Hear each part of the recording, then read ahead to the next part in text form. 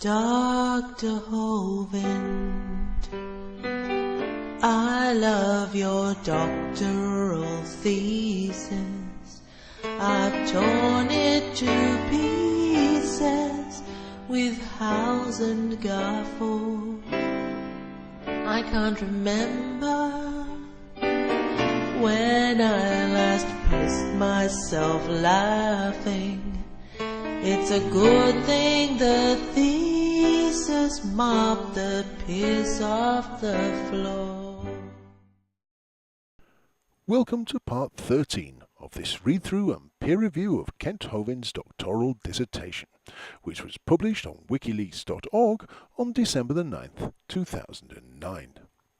If you have not yet seen any of the previous parts in this series, then I recommend that you go back and see those first, as in this episode I will start off exactly where I left off in the last one. In the last episode, Kent told us all about Aristotle and started off telling us about the Eastern branch of evolution. In this episode, he continues. Here in the Eastern branch we again have two basic philosophies of religion. One philosophy is atheistic, saying that there is no God at all. The other philosophy again is pantheistic, saying that nature is God. Hinduism became very popular around 600 BC. It probably began many years before that. And as it's one of the world's oldest religions, you can guess that it probably goes back many years before that, Kent. This religion is broken up into four branches. Vedanta is the most popular branch. It teaches that the universe is a living soul. Actually, Kent, Vedanta is based on two simple propositions. One, human nature is divine, and two, the aim of human life is to realize that human nature is divine. Sikhism is another branch that began around 1500 AD. Yes, Kent, just like Christianity is a sect within Judaism, and Islam is a sect within Christianity. Kent continues. Jainism is a branch of Hinduism that says that there is no God at all. Jainism teaches the doctrine of karma. This is a system of reincarnation where people are constantly being born back as a different creature depending on how they lived in this world. And if it's true, Kent, we can presume that in the next life you're going to be coming back as a dung beetle, because after all, you've been pushing shit around for years. The final stage of this reincarnation is nirvana, which is annihilation, and you finally get to stop coming back. Kent adds, you just cease to exist. Well, I'm sure they wouldn't see it that way. I'm sure they wouldn't see it that way at all. In fact, I think it's more to do with something along the lines of discharging your karmic debt and therefore being liberated. But then again, what do I know?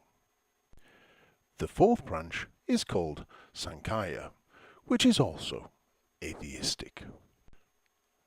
My advice to you, Kent, is that if you do ever visit India, that you avoid pointing out what you wrote in that last paragraph, especially to Sikhs. They generally carry very large knives. Kent goes on. Another religion developing in the Eastern world during this time was Confucianism. Confucius lived from 551 to 479 BC. He very strongly endorsed ancestor worship. Yes, well, the guy had a good idea, because at least you can kind of guarantee that your ancestors existed. I mean, we can pretty well categorically prove that without your ancestors, you most definitely would not be here. But Kent goes on. There was no God or afterlife in the system developed by Confucius. It was simply a system of ethical, political, and pragmatic teachings. It was a very atheistic religion that totally left God out. Or to be more accurate, a religion that found that it had no need to put a God in. Zoroaster was a religion of the Persians that developed around 600 BC. Actually, Kent, Zoroaster was the prophet. What you're talking about is Zoroastrianism. That's a bit like calling Islam Muhammad, something for which in some parts of the world you'll have your balls removed. The method of castration usually involves making the first incision just under the left ear and continuing right the way around your neck, under your chin, until it reaches where they started. Darius and Cyrus, who were both mentioned in the Bible, were followers of Zoroaster. It is quite possible that the wise men who came to Bethlehem were of this cult. There is no way to prove this for certain. What, Kent? That the wise men were of that particular religion, or that they actually came to Bethlehem at all?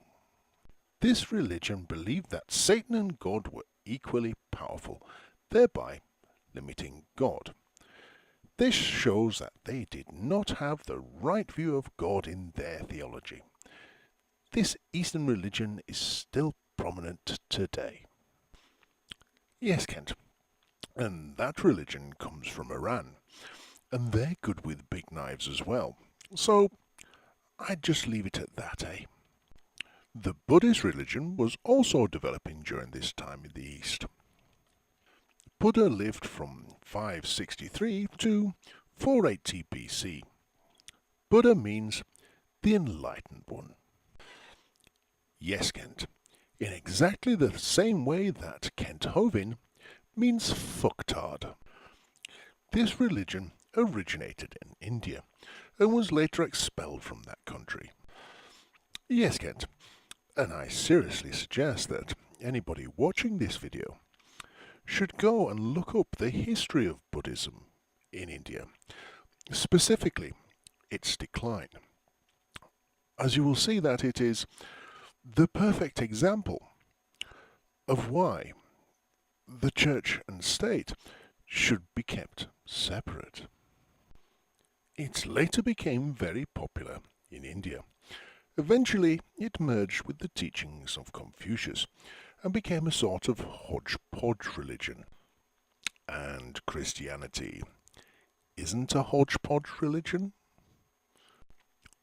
Okay, Kent, remind me again where Christmas trees come into Christmas and the Easter bunny comes into Easter? Kent continues. It was a very atheistic religion. It had a very rigid system of karma, which was a cause-effect system. By that, I mean he believed that your deeds in each incarnation, as they called it, were reflected in the next reincarnation. I believe the system you refer to as karma doesn't just extend into the next life, but also works within your present life, something that you've managed to prove quite well. For Kent, you are a perfect example of karma at work.